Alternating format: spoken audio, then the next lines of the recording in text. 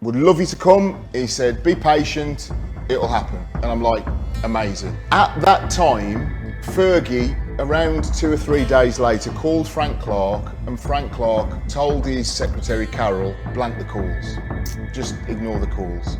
April 1996. Anfield is shaking. Stan Collymore receives the ball deep in the box, takes one touch and drives it into the net. Liverpool 4, Newcastle 3. The stadium erupts into something close to madness, and the man who scored that goal stands there, arms wide, face lit up with what the whole world reads as pure joy. I am Oliver, and this is Sport Icons. But what if I told you that behind that image, behind the roar, behind the smile, Stan Collymore wanted to disappear? How does a man with everything, the talent, the money, the fame, still end up losing himself completely? This isn't just a football story. It's a story about what fame costs when your mind is already at war with itself. Stan Collymore was born in Cannock, Staffordshire in 1971, and from the beginning, there was nothing subtle about the way he played football. He was big, fast, and technically far more gifted than most people expected from a kid with his background. Working class roots, no grand academy pathway, just raw ability that kept announcing itself whether anyone was ready for it or not. His early professional career started at Walsall, then moved to Southend United, and these weren't glamorous stages, but the hunger was there, and more importantly, the goals were there. He wasn't polished. He could be frustrating, inconsistent, occasionally difficult. But when he was on, defenders genuinely didn't have answers for him. His combination of physical power and technical quality was unusual for English football at the time. A striker who could hold the ball up, run in behind, and score with either foot. Anyway, the move that really changed everything came when he signed for Nottingham Forest. Under Frank Clark, Collymore became one of the most feared strikers in the First Division, and then in the Premier League after Forest's promotion. He scored 41 goals in 65 league appearances across his 2 seasons there. Those aren't just good numbers. For a big, physical English striker in the mid-1990s, that was a force of nature at work. Liverpool paid £8.5 million to bring him to Anfield in the summer of 1995. At the time, that was the highest fee ever paid for a British player. Think about what that number meant in 1995. It placed Collymore at the very top of English football's hierarchy before he'd even pulled on the red shirt. Roy Evans built an attack around him and Robbie Fowler, and for a spell, it worked beautifully. That April night in 1996 was the proof. The 4-3 win over Newcastle is still remembered as one of the greatest Premier League games ever played, and Collymore's late winner is its defining image. He was 24 years old, playing for the most storied club in England, and the whole country was watching him do something extraordinary. What nobody saw, and what wouldn't become clear for years, was that even then, something was wrong. Not in his boots, not in his technique, but somewhere much harder to locate and much harder to fix. The smiling man who scored that goal was already carrying something that football had no language for, no protocol for, and absolutely no system to address. But the higher he climbed, the more unstable the ground beneath him became. Liverpool in the mid-1990s was a strange place to be. The club had won everything worth winning through the 1970s and 1980s, but by 1995, it was chasing its past more than building its future.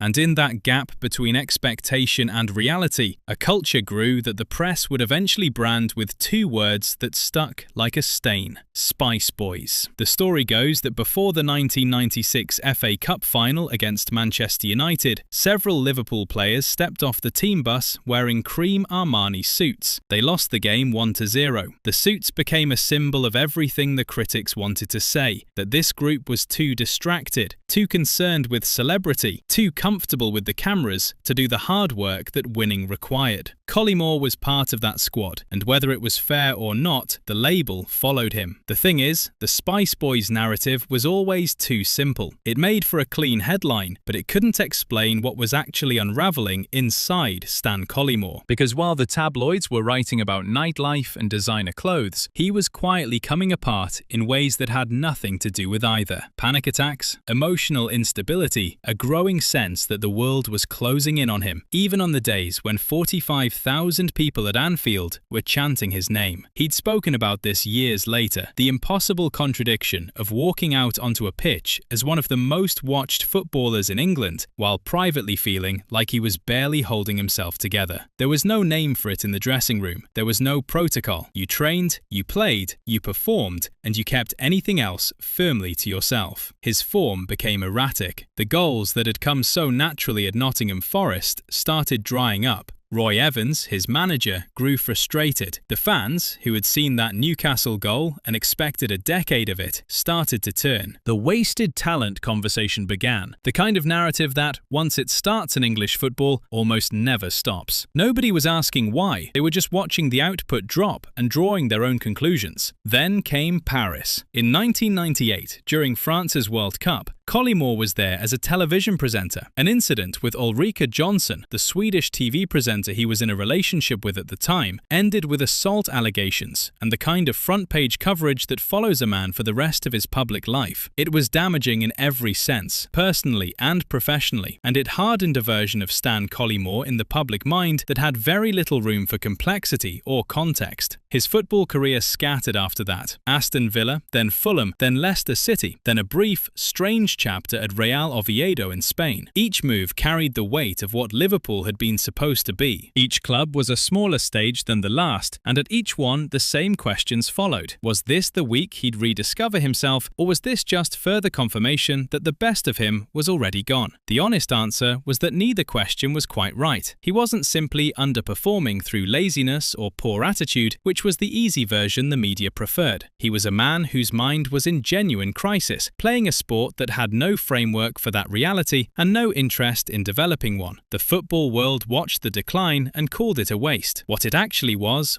a warning that nobody in the game had the tools to read. By the time he left the top flight, the question wasn't just what went wrong, it was whether anyone had ever really seen what was happening to him. When Stan Collymore finally put words to what he'd been living with, the words weren't soft. He wasn't describing a rough patch or a difficult period. He was describing a condition that made him want to cease to exist. Not sadness, not frustration, something deeper and more relentless than either of those things. A clinical depression that had been sitting inside him for years while the world outside debated his crossing accuracy and transfer value. Depression in elite athletes carries a specific cruelty that most people never see. The entire architecture of professional sport is built around physical mastery. The idea that your body is a machine you can discipline, train, and push to perform on command. Coaches can fix your first touch. Sports scientists can rebuild your stamina. But nobody in that system is equipped to deal with a mind that simply won't cooperate. A mind that turns against you in the middle of the night, in hotel rooms, in the silence after a match, in the middle of a training session, when nothing externally has gone wrong at all. Collymore had been living inside that gap for years. And by the time his career wound down, the gap between the person the public thought they knew and the person actually suffering had become enormous. The Spice Boys label didn't help. The Paris headlines didn't help. By the late 1990s, the public version of Stan Collymore was already fixed. A talented footballer who'd wasted it. A man who'd made his bed and was lying in it. That kind of verdict closes doors. It removes the space for anyone to ask a different question. And when the question you actually need someone to ask is, "Are you all right?" that closure is genuinely dangerous. There were reports of gambling, erratic public behavior, a pattern of decisions that looked from the outside like self-destruction, but were, from the inside, the behavior of a man with no tools to manage what was happening in his own head. None of this was dressed up as a cry for help at the time. It was just more ammunition for a press that had already made its mind up about who he was. He retired from professional football at 30. 30, an age when most elite strikers are only just entering the years when experience and technique combine to make them genuinely dangerous. His body hadn't forced him out. He still had pace, still had the technical quality that had made him worth £8.5 million 5 years earlier.